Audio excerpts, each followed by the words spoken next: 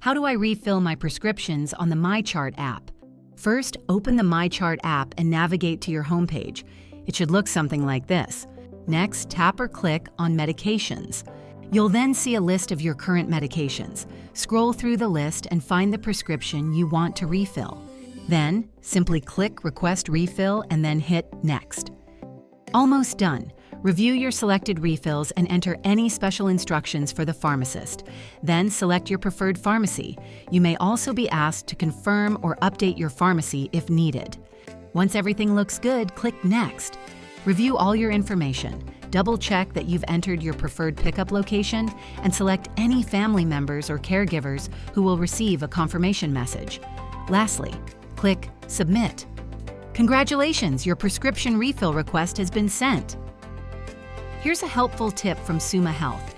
Refill requests may take some time to process, so try to request your refill a few days before you run out of medication. Thanks for watching. Like and subscribe for more helpful tutorials like this, and check out some of our other content shown on screen now.